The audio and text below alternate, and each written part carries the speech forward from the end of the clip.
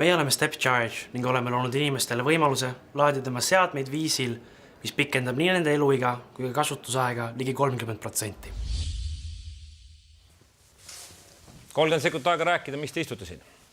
Me oleme StepCharge ning oleme loonud revolutsioonilise viisi liitiumakude laadimiseks. Me oleme loonud inimestele võimaluse laadida oma seadmeid viisil, mis pikendab nende kasutusaega umbes 30%.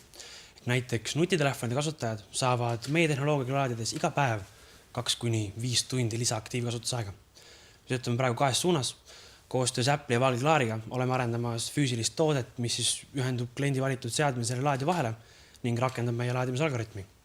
Koostöös Skeleton Technology'ga oleme laiendamas oma tehnoloogiat väljaspool nutiturgu, kasutamaks seda näiteks elektriautodes ning samuti ka superkondensaatorites. No te olete mingi jutu pähe õppinud, aga see tähendab mingit nõmedat suurt junni mulle, mida pean kaasas kandma.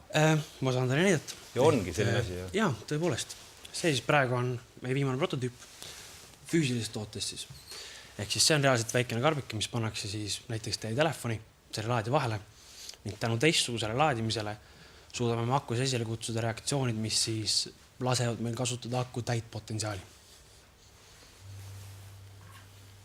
Ja see on siis mul nagu kodus, ma saan aru? Jah, ta ei pea olema üldse kaasas kantav, ehk siis kui panete õhtul telefoni laadima, on ta lihtsalt laadija telefoni. Miks akutehnoloogid juba kohe sellised ei tehta, et ma sellist asja ei peaks enda üldse soetama? Nagu ma just ütlesin, kuna ta on tegelikult tarkvaraline lahendus, siis me praegu oleme ka kaalumas võimalust, me saaksime ta kohe panna telefoni nii-öelda sisse. Aga ta on oma olemuselt natukene võib-olla väga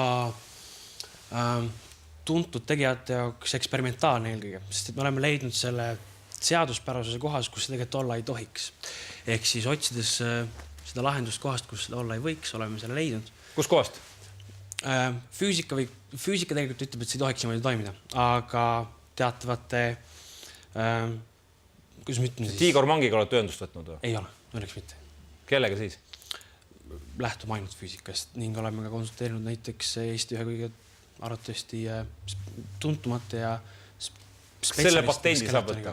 Jah, me tegeleme praegu patendiga ja praegu oleme patendeerimise protsessis tegelikult. Palju see maksab?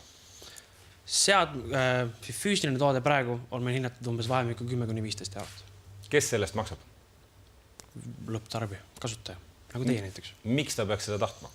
See teeb elu lihtsalt oluliselt mugavaks, sest et enam ei ole vaja muretseda selle pärast, kas see telefon saab näiteks päeval tühjaks või mitte. Millal te reaalselt suudate selliseid asju toota? Kes toodab? Meil on olemas tootja Aasias ja me tegelikult saaksime turule tulla juba suvel. Kas see ei ole vananenud tehnoloogia? Praegu otsitakse võimalusi õhu kaudu akusid laadida, et see on ikkagi samm tagasi, see ei ole mitte mingisugune innovatsioon. Kindlasti mitte, sest et jälle mainin korra veel, see, mis muudab siis viisi, kuidas me hakkat laeme, on algoritmiline või tarkvaraline. Ehk me saame seda kõikidesse erinevatesse laadimisviisidesse, sealhulgas ka juhtmete laadimisse tegelikult rakendada. Kuidas te kontrollisite seda, et ta 30% akuiga pikendab? Me praegu oleme seda valideerimas koostöös Tartu Ülikooli Küberneetika Instituudiga. Kus ma tean tarbijana, et see tõesti midagi ka teeb?